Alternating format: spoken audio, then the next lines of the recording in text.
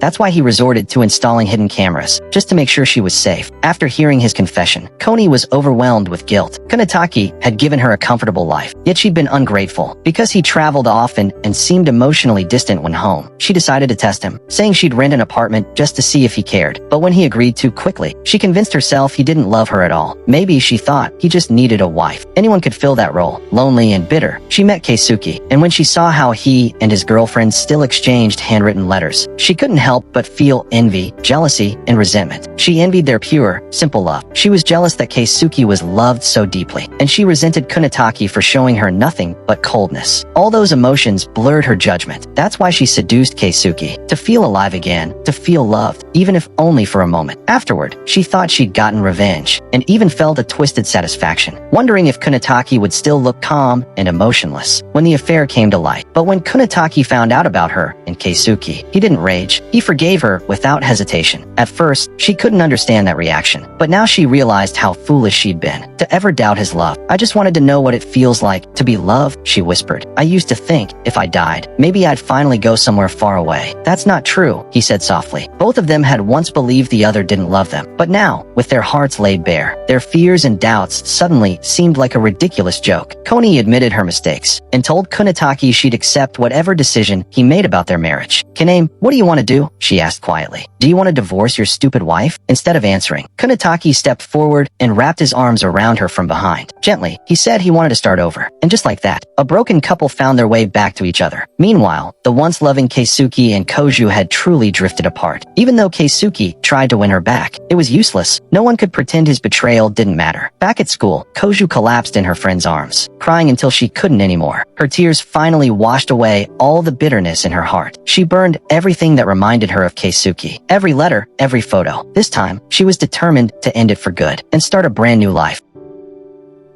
But soon after, Koni and her husband visited Keisuke together. I'm the one most at fault, Koni said softly, recognizing that she too had been wrong. They agreed to reduce the payment to 1 million yen, but with strict conditions. It had to be paid in cash, face-to-face, once a month, split evenly across 50 payments. After laying out the terms, Kunitake placed a necklace around Keisuke's neck. This is a reminder, he said, and a warning. When you've paid every yen back, I'll remove it myself. From then on, Keisuke worked endlessly, taking on every part-time job he could find, just to make the payments on time each month. One day, he received a final letter from Koju. He already guessed what it might say, but he couldn't bring himself to open it. Not yet. The guilt and lingering feelings were too heavy. But when the weight of life finally became unbearable, he tore the envelope open. Inside, Koju didn't scold him. She didn't even mention their breakup. Instead, she wrote about her daily life, her tone calm and warm, just like before. At the end, she thanked him for the years they'd spent together and wished him happiness with someone new. Those simple, peaceful words hit Keisuke harder than any accusation. He finally realized she had truly let go, and he knew deep down he would probably never again meet a woman who loved him as purely as she had. From that day on, Keisuke changed. He threw himself into work, skipping his own graduation ceremony, writing letters to Koju every night, hundreds of them, but he never mailed a single one. Years passed. For long years, Keisuke finally finished paying off the 1 million yen. As promised, Kunitake removed the necklace himself. He asked Keisuke if he'd learned anything over the years. Yes, Keisuke said quietly. I finally understand what I did wrong. Kunitake nodded and replied, you weren't the only one who was punished. I suffered too, for failing to communicate with my wife. He gave a faint smile, but in the end, I should thank you. Because of what happened, my wife and I finally talked, and became closer than ever. Before leaving, Kunitake mentioned that Koni wanted to bring their daughter by to say hello. Keisuke politely declined. He didn't want any more connections with them. Afterward, he deleted Kunitake's number, and walked away from that chapter of his life for good. Another 4 years passed. At a class reunion, Keisuke met some old classmates. Kimura, once a notorious playboy, had settled down with a girlfriend he truly loved. Myling, who once had a crush on Keisuke, was now a mother, mature, calm, radiant. After the wedding banquet, Keisuke invited them out for drinks, but Myling had to get home to her child, and Kimura said he'd promised his girlfriend to be back early. As Keisuke watched them leave, a bittersweet smile appeared on his face. Time really had changed everyone. Then, in the corner of the room, he suddenly saw Koju, pregnant, glowing, her hand gently resting in that of her husband, Ito, one of their old classmates. Keisuke's chest tightened, but he smiled sincerely, silently wishing her happiness, and in that moment, he made up his mind. It was time to move on too. He moved out of the apartment, where he'd lived for 8 long years. That place held too many memories, too many ghosts, and in the end, there was no one left beside him. On his first day in the new place, a curious little girl from next door, Oki, peeked through his doorway. Later, when Keisuke went out for a walk, she ran up and greeted him cheerfully. Out of kindness, he handed her a piece of candy. To his surprise, she popped it into her mouth without hesitation. "You shouldn't eat candy from strangers," he said, smiling. "But we're neighbors," she replied innocently. That light-hearted exchange was the start of an unlikely friendship. Every evening, Oki would wait for Keisuke at the playground after work. He began to care for her, like a father would for a daughter. One day, the girl looked up and asked, "Why don't you get married?" Keisuke chuckled, "Because I haven't met anyone who'd want to marry me." Oki walked up to him, stretched out her small hand, and said, "Then when I grow up, I'll marry you." When she got home, she told her mother everything, including that promise. Her mother gently scolded her, telling her that girls should be more reserved. Then, as she bent down to her daughter's level, her face came fully into view, and Keisuke's heart would have stopped had he seen her, because Oki's mother was Koni. "Who was that man?" Koni asked. "Oh, he's just our neighbor," Oki said. "We live in the same building." Kunitaki, playing with their daughter nearby, looked up curiously, but when he saw tears rolling down Koni's cheeks, he immediately took Oki inside. Left alone, Koni whispered through her tears, "I just feel so happy it doesn't even feel real. After everything she'd done, how could she be the only one who hadn't truly paid a price?" Kunitaki didn't press her further. He gently changed the subject, asking about Oki, about her school and her friends. "She's 7 now," he said softly. "You must be exhausted keeping up with her." "No," Koni smiled faintly. "I'll make sure her first love is something beautiful." Meanwhile, back in her room, Oki tapped softly on the wall, a secret little rhythm. Keisuke froze. That sound, he knew it. It was the same signal he and Koni once used when they wanted to talk through the wall. But this time, would he answer?